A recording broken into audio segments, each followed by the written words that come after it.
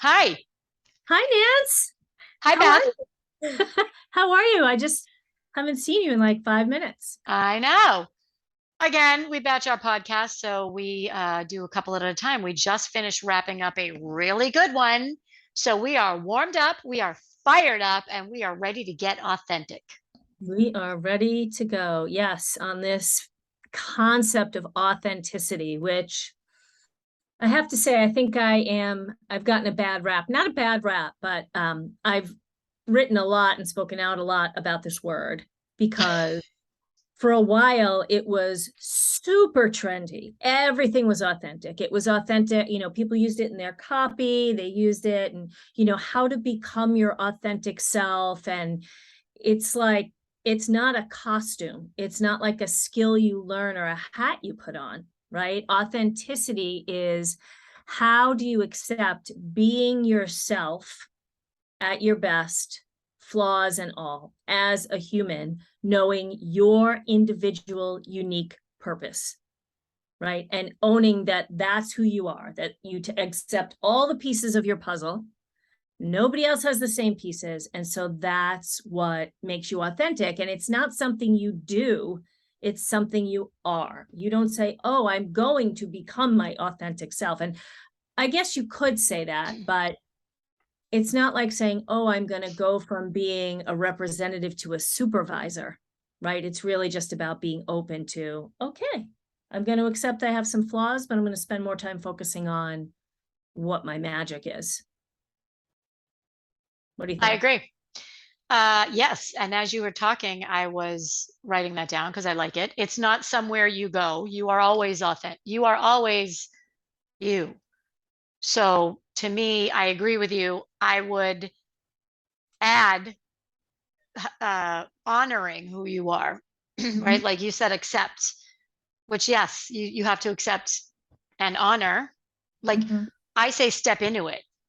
So you don't become authentic. And I would say you can step into who you are. And when you step into who you are, then you are living your truth. To me, that's authenticity. That's what I mean. Yeah. Authenticity to me is living your truth, all and everything that comes with it, the Right. good, the bad, and the ugly. But Right. it is owning that, stepping into that and owning it. And for people who don't think they're authentic, because oftentimes you can be in your authenticity, but maybe you have something that's blinding you to it and that makes you insecure about it. And so you don't see it, and other people do see it.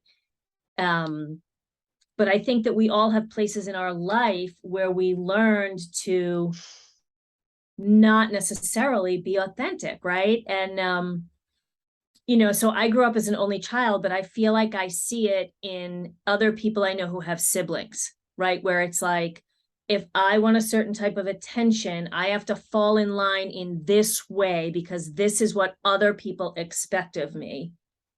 And you do it, but you're not your authentic self because you're falling into this mold that probably no longer serves you and that everyone around you kind of put you in, or you fit in because everybody else was fitting into theirs. And the second spot I see that is um, at when you're a mom, especially when you're home with your first kid and it's you and that first kid and it's huge life-changing thing. You want to be accepted and you want to belong, whether it's at the playground or the mommy and me or the coffee shop or wherever it is, because first time parenting can be isolating.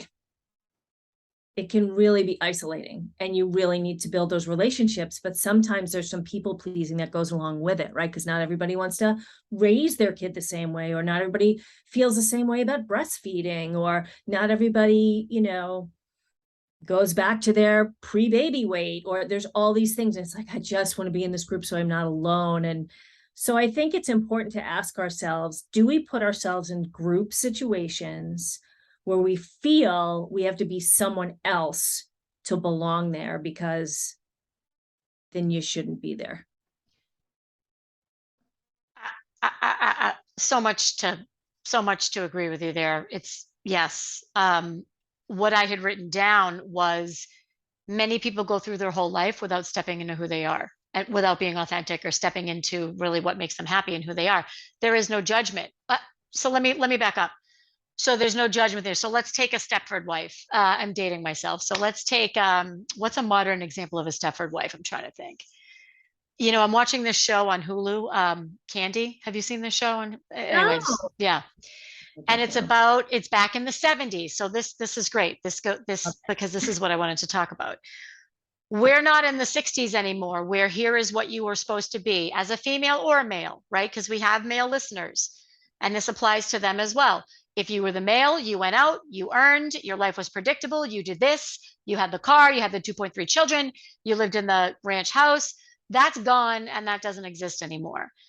So, but think about the people during that time who did what they thought they were supposed to do, but never really lived their truth, never really got to be who they were because they were trying to fit the mold. Mhm. And that doesn't mean they weren't happy. Maybe they were happy, maybe they were content. But I can tell you firsthand that when you do honor, accept, and step into everything that you are, this doesn't mean you're an asshole. This just means that you are, I know who I am, flaws and all, and I try to work on those flaws. I know I'm not perfect. The minute you step into your truth, your life will change for the better and you will never look back, particularly in your career Mhm. or in your business. I look at people who, women mostly, who have these businesses that they started, and I can tell after 5 minutes talking to them or being in the room with them, and you probably can too, Beth, that this is not what they want to be doing. This is not who they are. They think they can make money and they have an interest or a skill set in here. So they are monetizing it. And I applaud them for that. I would suggest that if they figured out really what is it that they want to, who are they and what do they want to be doing, that they could be a lot happier, make a lot more money, and live their truth. Yes, I agree. I agree. You see a lot of people fall into those. I mean, I know personally that I think my parents wanted me to go to 4 years of college, or I know my dad did. And I think I was a great student academically, and they wanted me to do accounting or something like that. And I really didn't want that.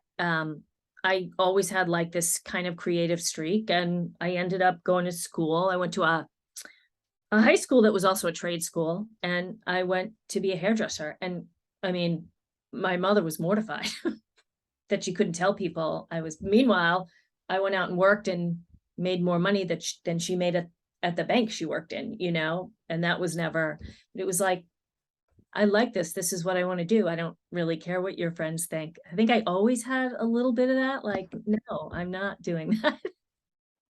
So, but Um, it's right. So imagine if you'd worked at the bank or done whatever for 20, 30, 40 years. And yeah. these are the things you see the movies about where people, lose it when they turn 50 or 40 or whatever the case may be. So, yes, I just thought of why I'd made that note you asked me about. Uh, So, this goes back to our number one rated podcast is The Happiness Curve, and how you become happier the later you are in life. I think part of that is because later in life, you know what makes you thrive, you know what you want to do, and you have the luxury of being able to do that. When you're in your 20s and your 30s, you're still figuring it out. You mhm. don't necessarily know yet. Like you're trying out different things. You're trying this out. Maybe I like this. But as you get older, as you get older, that's when you really start to figure out, okay, this is not for me. This is, how do I get to spend more time doing this? And that's where I would ask, if you're younger and you're not loving what you're doing, what are you doing outside of work to figure out what it is you like to do? I know Right. that was a very long statement. Or even people that are in their 40s and 50s. If you don't feel that you're being your authentic self, or you don't think that you're living your truth, How are you going to figure out what that is? Right. Right. How are you going to explore? Because, if you're not living your truth, it's a little soul sucking and exhausting. So you do have to kind of motivate yourself to be like, okay, I just worked at this thing that I don't really think is who I am. I need to spend my other time, finding joy in other things so that I Hmm. can figure out what the heck I have to change, right? What do I have to do to find that sweet spot where I can acknowledge my authenticity?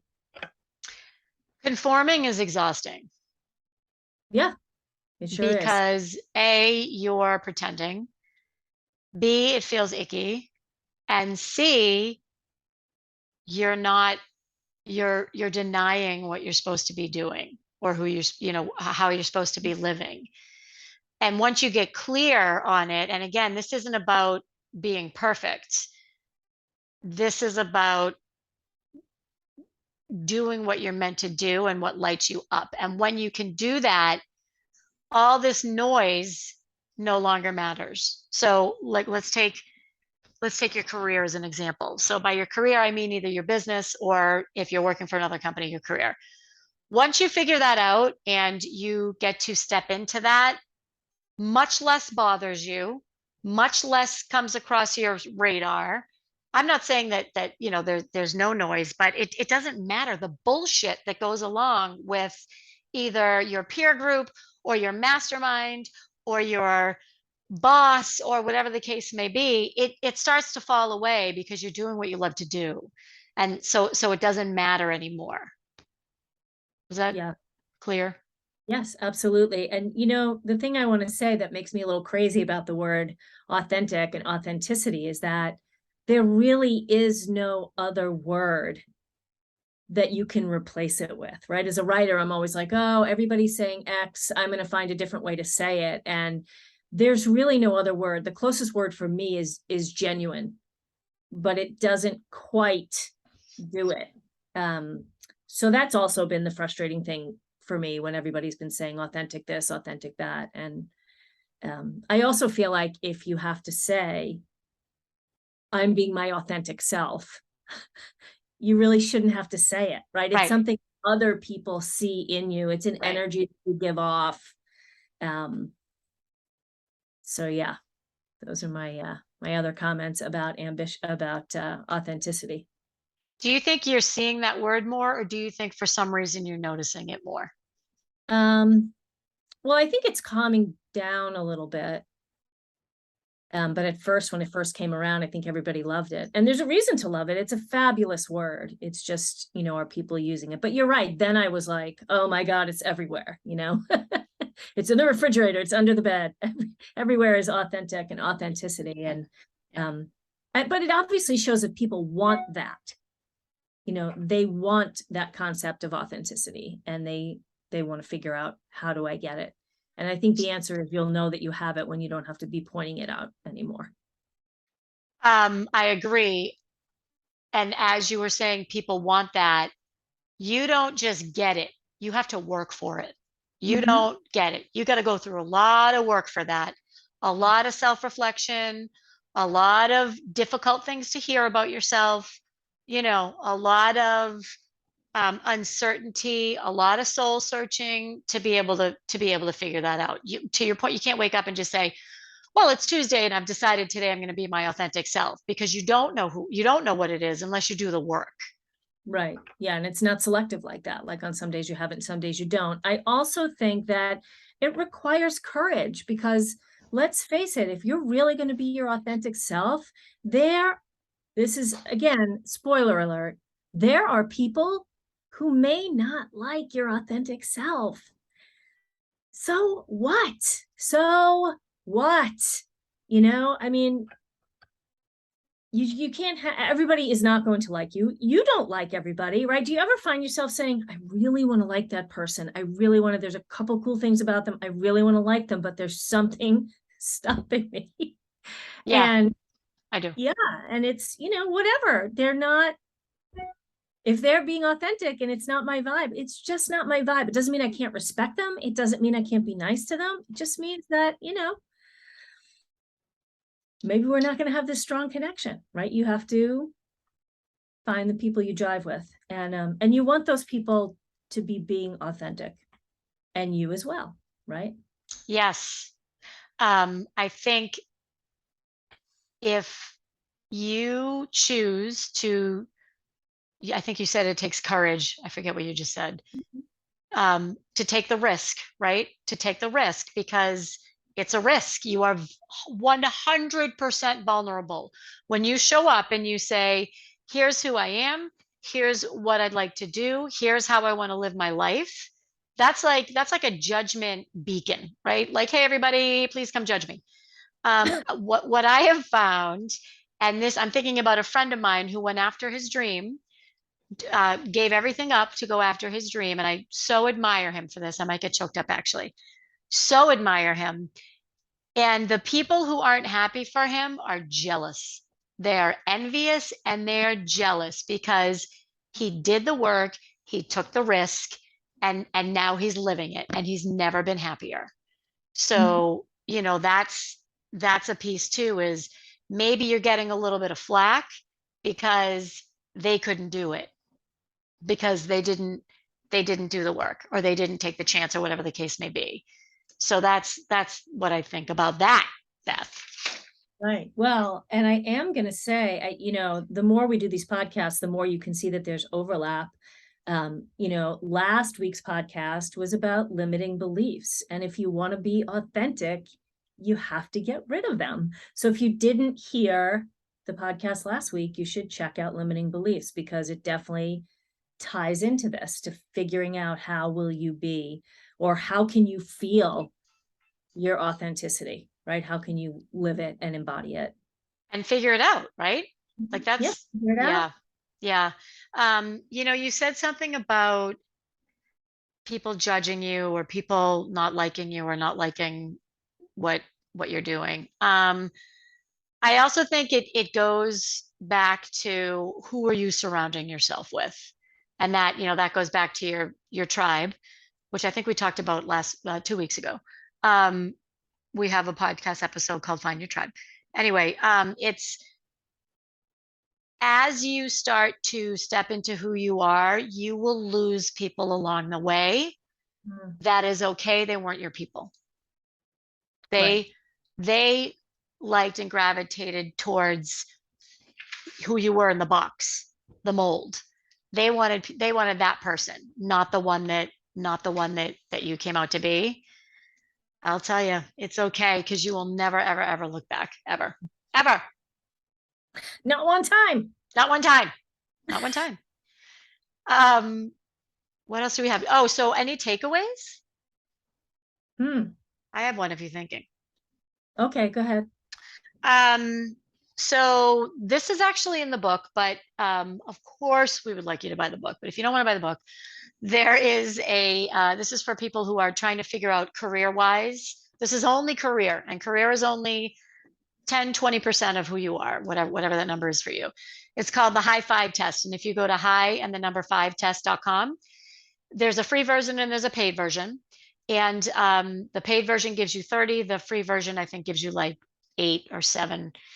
And you answer a series of questions. It'll take you about 20 minutes and it gives you back your core strengths. And your strengths are what you love to do. Because you love to do it, you keep doing it. Because you keep doing it, you get better at it. This book and this test changed my life 20 years ago, changed my life again a few years ago. Strongly, strongly, strongly recommend. I will put a link in the show notes. It's called the High Five, HIGH number 5test.com. And that will help you get closer to how do I thrive? What should I be doing? And that is one step to take to get closer to living that kind of life.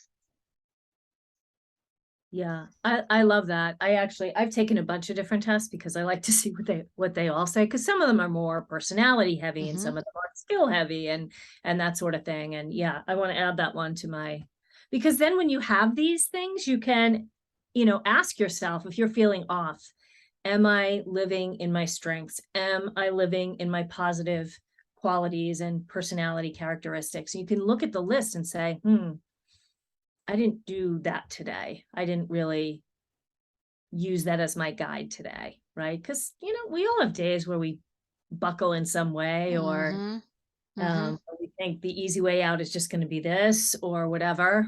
So it's just a nice reminder. Yeah, and it'll validate if you're not happy at work and you take that test and what your top five strengths, narrow it down to five, your top five strengths are not how you're spending most of your days, and it's time to find a job where that's what you're doing. That's a lot Right. of that's part of the I'd be interested to see what you're say, To see what my, what your top five are. Yeah. okay, all right. All I'll right. take Okay. that. And then if you combine it with last week's episode, Beth had a really great example of a journal prompt of what is possible. If you take the five strengths and right after that, you just start writing down or dictating, I dictate now, um, what is possible based on those five strengths, what's possible. That's Hmm. that's Yeah. huge. How do you use those strengths to achieve what's possible? Yeah, I Exactly. love that. I love that. Yep. Because I like that with values too, when I work with clients on their Mm-hmm. messaging. You have values, but what are you using to implement those values? You're Yep. using your strengths. So, Yep. And also if you do this, Podsters, let us know. I'd love to know. I love this. This is what I love to do. I would love to know what strengths came up. I'd love to know about the journaling. I know Beth would as well. So hit us up on Insta or LinkedIn. Let us know. Leave a note or leave a comment or leave a review under in the Apple Podcasts and let us know what you learned or what you found out. We would love to know all of this because we hear from people, but we don't hear from people enough because we love to hear from people all day long. So yeah. let us know. All right. Great. That's it for now. That's right. Everybody go out into the world and exist as your authentic self. Namaste. Right? Namaste. Namaste, Nancy. Namaste away from people who aren't authentic. That's what I'm going to do. That's right. Okay. Okay. Bye. Bye.